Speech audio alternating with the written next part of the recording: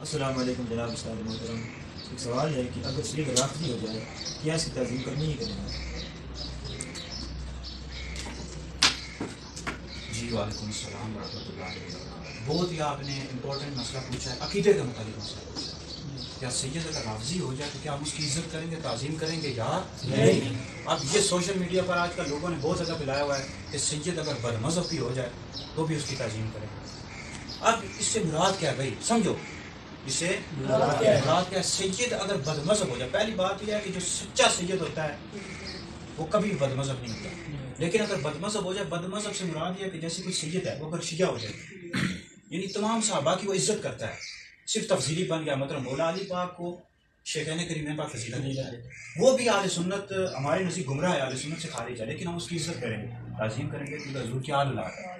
लेकिन अगर सैयद राफ़ज़ी हो जाए, यानी राफ़ज़ी का मतलब है किसी साहबी को गाली देता है, बुरा भला कहता है, हज़रत अमीर मुआविया रज़ी अल्लाह ताला अन्हु या किसी भी साहबी को, उसकी ताज़ीम करना हराम है, उसकी हरगिज़ भी इज्जत नहीं करेंगे।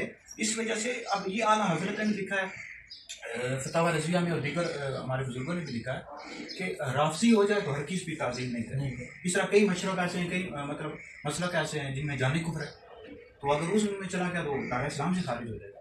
तो बहरहाल अगर तफजीली है तो फिर तो ताज़ीम करें, इज्जत करें। लेकिन अगर राफ़ज़ी हो गया है, सहाबा को गाली देता है, उसकी हरगिज़ भी ताज़ीम और इज्जत नहीं करेंगे।